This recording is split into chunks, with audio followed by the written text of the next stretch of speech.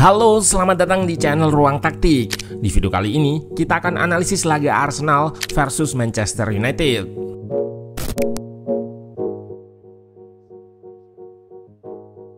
Ini merupakan kali pertama Ruben Amorim menghadapi tim besar di IPL.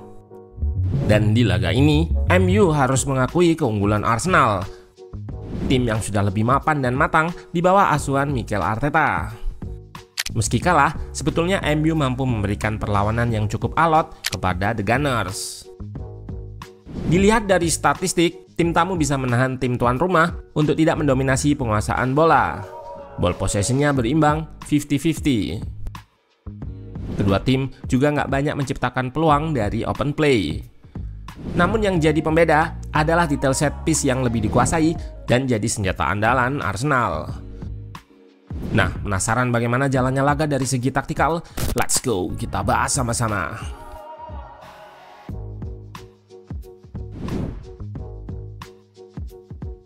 Arsenal yang bertindak sebagai tuan rumah turun dengan formasi 4-3-3. Di belakang, Gabriel Magalhaes absen.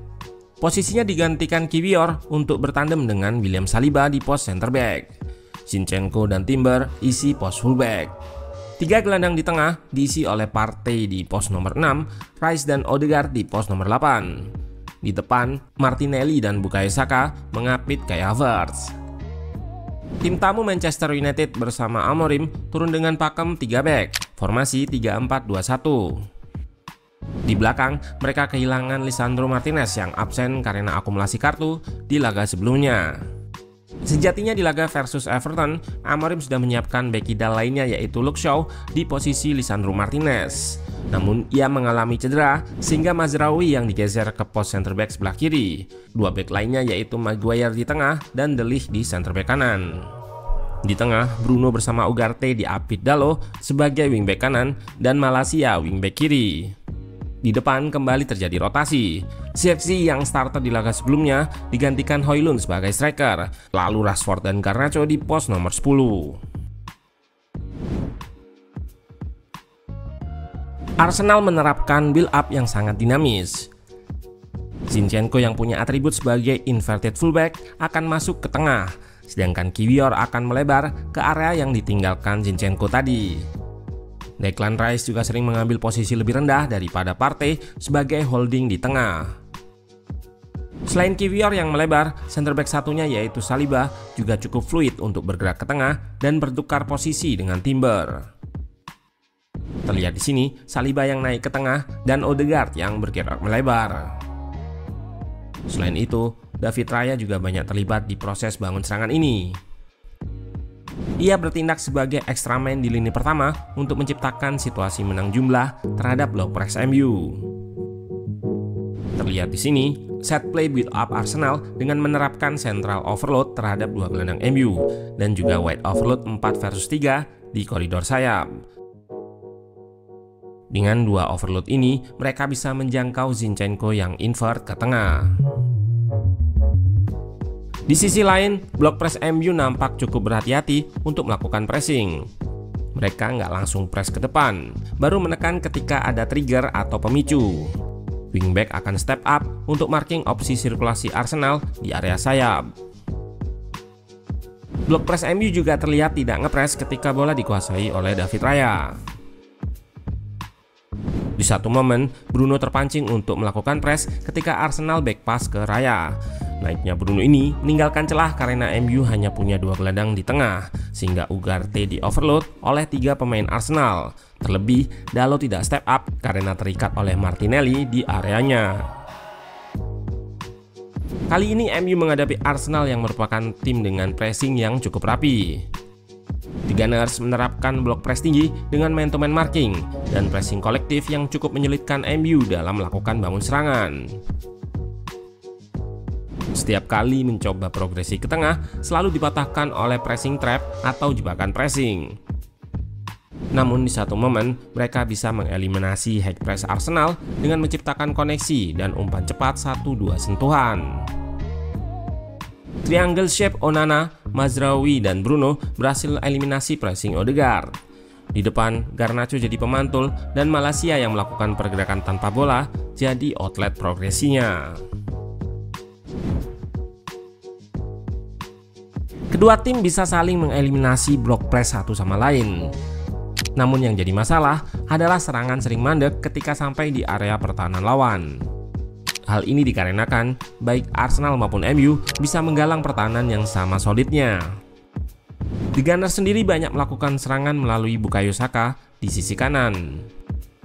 Meski beberapa kali bisa lewati Malaysia, bek-bek MU di area tengah masih cukup solid untuk memutus serangan lanjutan.